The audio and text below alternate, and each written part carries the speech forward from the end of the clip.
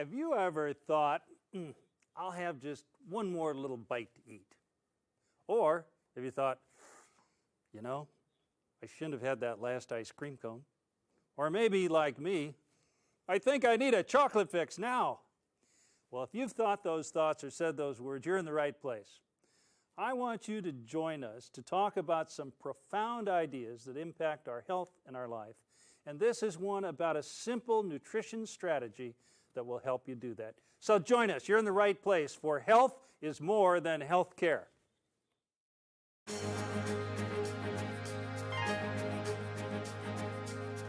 Welcome to Health is More Than Healthcare with Greg Anderson. Join us for a fascinating exploration of the complete definition of health and well-being.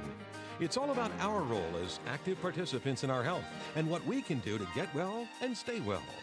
Now, meet our guide and coach, Greg Anderson, 24-year survivor of stage 4 lung cancer, best-selling author of 11 books, and founder of the Cancer Recovery Foundation group of charities. He's an international award-winning authority on wellness who practices what he preaches. Please welcome Greg Anderson. All right. Thank you. Thank you so much. Well, thank you. Thank you. I'm honored that you're here, and I'm honored that you're watching us on television. We welcome you for a very special segment here, a show on a nutrition strategy that truly can change your health and your life. It's interesting. I think we all share a quest here. A quest not just for better health, but truly for a better, richer, fuller life. And there are many dimensions to that go far beyond just health care. And that's what we want to talk about. That's what we want to discover and uncover on some real principles, fundamental ideas that will help us attain that. Now, there's only 3 ground rules in this is one of a series of segments, only 3 ground rules. Number 1, I don't want you to listen to me. No, I want you to think with me. That's an important point. Let this be one of those times when you think, I'm going to get with this message, because truly it can change your health and your life. Number 2 is, I see some of you ready to take some notes. Don't take notes about what I say. Truly. Take the notes on what you think. That's more important, much more important for you to really process this information. And and then number 3, this is not about me. It's about you, and it's about your health and well-being and all that you can do to live a rich, fulfilling, and healthy life. So there's our objectives, and let's set out on a segment on a super nutritional strategy. And I always like to start with some humor. I was talking to this woman. She had been through diet plan after diet plan, and none was really working. Well, she recently talked to her doctor, who she prescribed some things she was really excited about. She was saying, now look, he's helping me with these 3 pills. She said, now, the red one here, that's for before dinner. And she said, the green one here, well, that's for after dinner. Well, I said, well, what about the pink one? What is that? She said, that is dinner. Well, we're going to give you a better plan than that. So stick with us. It won't be quite so restrictive. I want us to kind of put a framework around this. In country after country that we're involved in, there's a crisis of confidence in health care. And it goes all over the globe. And I would just say, we talk often about our 3 circles, our health circles. And part of what we need to do is define better what it is we're talking about. The 3 circles, the top circle has to do with health. That really is the end result. It's you, it's me, it's individual. It's a process, it's living, it's breathing, but it's about our individual health, the result of what we do. The second piece can adequately be defined as health care. This is the doctors, the hospitals, all the providers of health care services. And then there's health care financing. Now, who are those people? Those are all the insurance or the government, the people who pay for the services. And I've got to tell you, in country after country, the discussion about healthcare improvement, healthcare reform is all about, actually it's about the payers telling the providers to improve quality and lower cost. It really is. Who's left out of the equation? The patient. The patient. And one of the most important things that we wish to try to communicate during these series of shows is the fact that the patient has the central role. And there are some things that indeed you can do to take charge, of your health and your life. Well, very briefly, I came to this whole effort by pure personal need. There's just no question. I was diagnosed in 1984 with metastatic lung cancer. I was actually told I had 30 days to live by a surgeon. I went in search of people who had lived. I thought one of the things I could do was just find somebody who lived, and then I'd be able to learn from them. And we went searching. When I say we, my wife was certainly part of this. And over the years, we have conducted over 16,000 interviews, surveys, a whole variety of ways of gathering information on what did people do to get well and what did they do to stay well. And it really comes together in what we call our wellness pyramid, and I think you'll see that appear right now. Health really is more than health care. Now, it includes the physical portion, and that's, medicine is included there, there's no question. The idea would be that appropriate and hopefully minimally invasive, least toxic sort of therapies would be used. And so all that we're talking about is clearly in addition to, not in place of conventional care. But then beyond that, nutrition is what we're going to talk about here in just a moment. But also the whole issue of social well-being, that has to do with our relationships. So much of life is dependent on relationships, and health clearly relates to that. There's also this whole sense, if you will, of attitudinal wellness. That has to do with mind-body. We'll discuss that. Vocational well-being, not a job, but a sense of meaning and purpose. And then, as we discovered from all these interviews, the spiritual really underlies it all. So what I want you to take away from this and is that the whole idea of health really being limited to what happens in a doctor's office or in a hospital, that's a really shallow definition of health. This is all about the whole person and what you and I can do to get well and stay well. We talked earlier about, if you watch the first segment, we talked about this rope and what this meant about focus. This was, real briefly, this was the seminar with the tightrope walker, and he said, put all your focus on the next step, keep it all on the rope, and whatever you do, don't let the mind wander to the ground. Yeah, because that starts to get us off focus. And he actually told the story of an uncle of his who died on a wire, falling off a wire that was extended between two buildings. And the thinking was there was a gust of wind that came up and it distracted him. What does that have to do with health? Here is a key point. Please take this away. We need, as a people, we need to stop focusing just on treating illness. And we need to start our focus, particularly as patients, to creating wellness. Does that make sense? Oh, it makes eminent sense. There's great power in that. Yes, have medical care, but put the focus on treatment. I just say that when you look at that pyramid, successful wellness students make shifts towards those attributes. Well, we want to talk a little bit about a nutritional strategy that I believe is profound. Now, I'm going to, one of the things we try to do is distill things into memorable little word bites. And here's what, if you take nothing away from this, I want you to take this much away. Whites out, colors in. Say it with me. Whites out, colors in. What in the world am I talking about?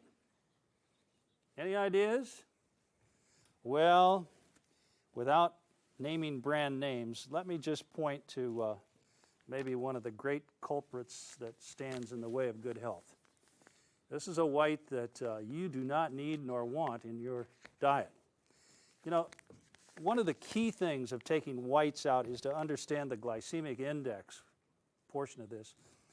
Whites turn to sugar as soon as they're ingested. And what happens? The sugar, excess energy, gets stored. And it is part of just a cascading effect of health problems when that happens. And so it's not only white sugar, white flour, white rice, white bread, even white potatoes, even potatoes. I once had a lot of people argue about these ideas. I said, well, what about French fries? They're brown. They're not white. Can't I have that? No, come on. You know better than that. No. So the point I wish to take away, get this clearly into your mind.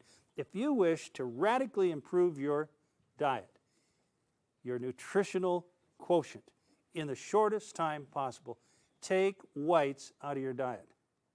And most of those whites happen to end up as simple, those happen to be simple carbohydrates. Get them out of there. And amazing things will happen. There's more. There's certainly a great deal more. I think one of the most common questions that we get is, well, what's the basic strategy? Well, it's not only whites out, but it's this. It's the idea that we want to work on a whole foods diet. Now, what's a whole food? A whole food. It is something that is in its original form. And while this is a whole food, it has just too much in terms of its sugar. It ends up as sugar. But a whole food has not been processed. Yeah? It's not been, for example, this white bread, the flour that's in this, has actually been bleached. The flour has been actually stripped of the wheat has been stripped of its hull, and then it's been bleached in order to make it white. Guess what goes out with the bleach? The nutrition. Sure. So the issue then becomes, we can't sell a product that has no nutrition. What do we do now? Well, that's why many of them say, as this one does, it's enriched. What does that mean? Well, then they turn around after taking everything out and put something back in. This is not a good strategy. There are wonderful choices that you and I can make that are beyond the whites. And when it comes to breads, for example, by and large, we want to minimize those to start with, but we could go to the whole grains. Now, not whole wheat or just a bread that's been colored with caramel. No, but a whole grain. That's the key thing to look for. Whole grain. And I would ask you to make that a priority in your life. So whole foods, I would just say if it's boxed or bottled or canned or even packaged, you need to look carefully. Yeah, very carefully. Whole foods, that's the key. Whole foods in their most natural state. That really means that we'll spend most of our time shopping in the produce aisle, in the produce area of a store. And doesn't this look great? It looks so refreshing and healthy. These are all whole foods. And then beyond that, very low fat, salt, sugar. We have surveyed nutritionists globally. And I can only tell you that the fad nutrition ideas don't last. But the one that has been the most prominent is the idea of whole foods that are very low fat, low salt, and low sugar.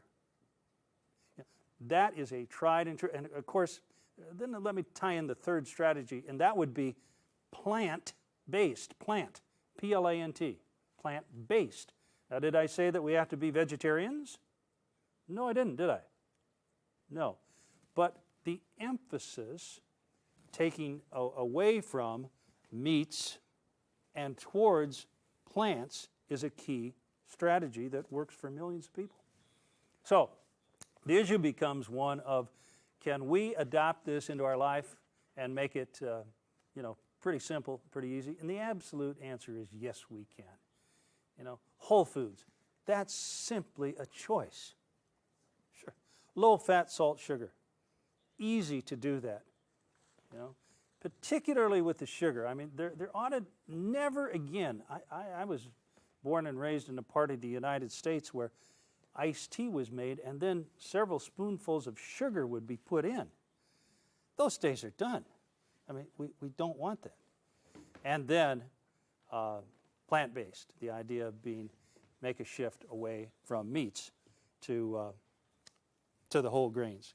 Colors in, look at this cart, will you? Will you look at that cart? That's a good way to remember this, is colors in. And, of course, as you go through here, I don't immediately see any tomatoes, but tomatoes are a wonderful product, provided you don't have that sort of nightshade allergy. But tomatoes filled with lycopenes, which strengthen the immune system. Any of the colors, the better the color, the more vibrant the color, the better speaking. So berries are particularly good. We could take you through all of this in detail, but at the end of this segment, we're going to share a way that we're going to share a shopping list with you that will make this real simple. If I were to sum this up in just one simple phrase, it would be this. It would be, eat a plant. When in doubt, eat a plant. So there's the two things. There's the second thing I want you to take away is, what's the first one? Whites out, colors in. I want to ground this in your thinking. Say it again. Whites out, colors in. That's it. And now, when in doubt, what should we do? Eat a plant. Eat a plant. Well, I'm pleased to have with us Robert Gunther, who is a cancer survivor, writer, just an extraordinary person. You were sharing recently about some key factors, 4 key factors that I found fascinating. Robert, what did you discover about this whole issue? Well, first of all, I want to say that after I was diagnosed with cancer, I changed my diet considerably, and now I salivate when I see these bright colors like red beets and green spinach soup, and blue blueberries. But I was reading recently about some research that was done by Robert Weinberg, who's a cancer researcher who has tried to find out the causes of cancer. And he and a colleague wrote recently in Newsweek that 4 things account for 70% of cancers in their best judgment. And these 4 things are smoking, obesity, exercise, and nutrition. Now notice that none of those 4 things is medical intervention or anything that's not in your control. And some people are upset because they feel like it's blaming people. That's not the reason. So they say that our kids will maybe be surprised at us that that the answers are so simple. And I want to stress, though, the answers are really simple. Stop smoking, lose weight, get better nutrition, eat better, and get exercise. Those are really simple things to do, but they are not easy. I can tell you from personal experience. We're surrounded by things that pass as food that are not anything to do with food, and we're surrounded by things that take us away from exercise and away from good living. Robert, I just add one of the things I learned early on. I was told coming out of my lung cancer diagnosis that I needed to change my diet. A person said to me, a nutritionist said to me, Greg, these are simple things to do. They're not easy. They're a choice, Greg. Now choose wellness. That stuck with me for years. And, frankly, diet and nutrition a really critical part of my journey. My wife, Linda, took it upon herself to really change our family's entire nutritional program when I was diagnosed.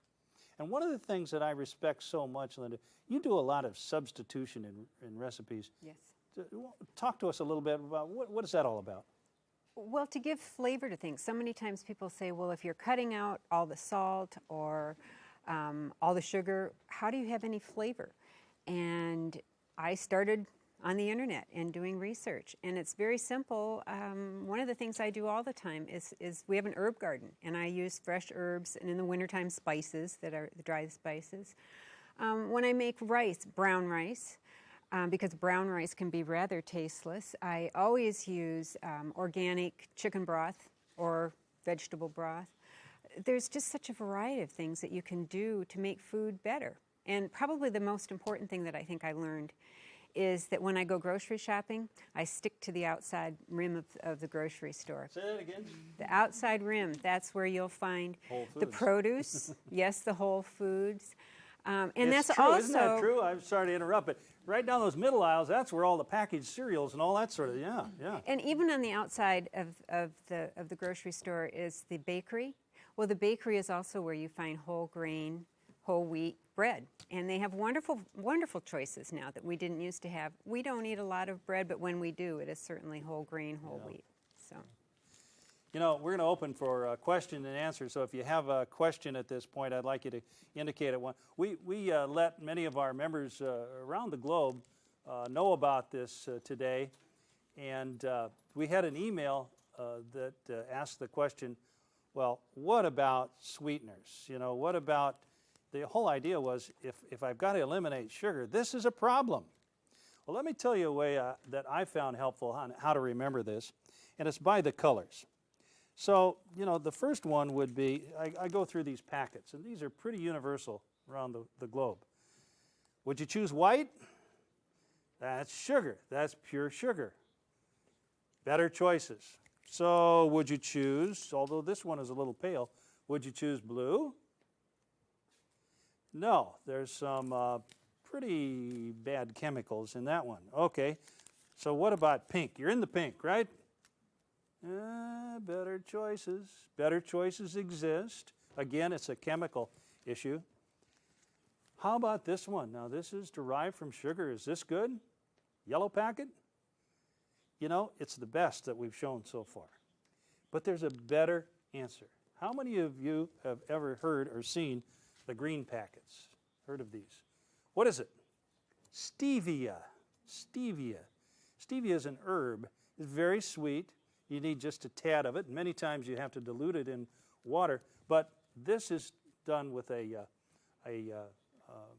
filler, and it works just great. So that's one thing you can do in terms of substitute. We'll go for questions if anybody has one at this point. You know, let me just say that nutrition, again, I'm going to tell you, it's more of a decision than anything else. And I'm going to do something here that it'll be a little treat for all of us. How do you like my apron? You like those? Isn't that nice? And I am a danger in the kitchen, but we still have fun.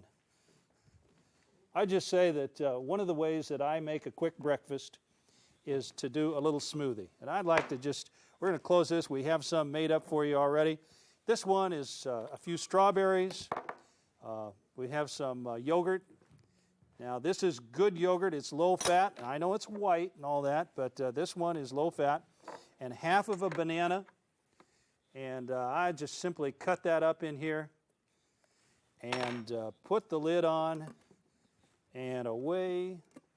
Let's see if I can get this in place. And away we go.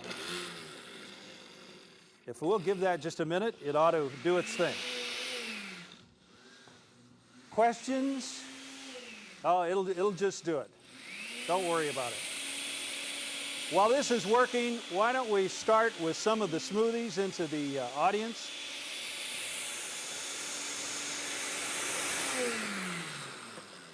I just say that there are times when I have to give it a little help, and that's a simple thing to do.